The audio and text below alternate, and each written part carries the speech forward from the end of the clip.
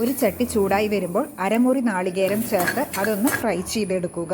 നാളികേരം ചൂടാറി വരുമ്പോൾ വെള്ളം ചേർക്കാതെ നന്നായി പൊടിച്ചെടുക്കുക. 1/4 ടീസ്പൂൺ മഞ്ഞൾപ്പൊടിയും കുറച്ച് ഉപ്പും 2 ടീസ്പൂൺ നാരങ്ങാനീരും ചേർത്ത് 1 കിലോ ചിക്കൻ മാഗ്നേറ്റ് ചെയ്ത് അരമണിക്കൂർ വെച്ച ശേഷം അത് കുക്കറിൽ വേവിച്ചെടുക്കുക. ഉരുളി ചൂടായി വരുമ്പോൾ കുറച്ച് വെളിച്ചെണ്ണ ചേർത്ത് കൊടുത്ത് 3 സവാള ചെറുതായി അരിഞ്ഞതും കുറച്ച് ഉപ്പും വെളുത്തുള്ളിയും ഇഞ്ചിയും ചേർത്ത് കൊടുത്ത് വഴറ്റിയെടുക്കുക.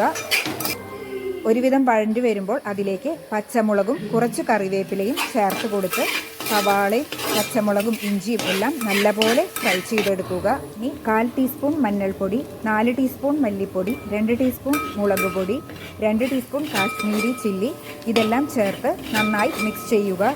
ഇനി ഇതിലേക്ക് വേവിച്ച ചിക്കൻ്റെ വെള്ളം ചേർത്ത് കൊടുക്കുക. ഇതും മസാലകളുമായി നന്നായി മിക്സ് ചെയ്ത ശേഷം വേവിച്ച ചിക്കൻ കഷ്ണങ്ങൾ കൂടി ചേർത്ത് കൊടുത്ത് നന്നായി മിക്സ് ചെയ്യുക. ഇനി 2 തക്കാളി അടിച്ചത് കൂടി ചേർത്ത് നന്നായി 5 മിനിറ്റ് വഴറ്റിയെടുക്കുക. വെച്ചിരിക്കുന്ന നാളികേരം ചേർത്ത് കൊടുത്ത് നന്നായി മിക്സ് ചെയ്ത് 2 മിനിറ്റ് കൂടി കുക്ക് ചെയ്യുക. കുറച്ചുകൂടി കറിവേപ്പില ചേർത്ത് കൊടുത്ത് മിക്സ് ചെയ്യാം. അപ്പോൾ ടേസ്റ്റി ആയിട്ടുള്ള ചിക്കൻ തയ്യാറായിട്ടുണ്ട്. വീഡിയോ ഇഷ്ടമായാൽ സബ്സ്ക്രൈബ് ചെയ്യാൻ മറക്കരുത്. താങ്ക്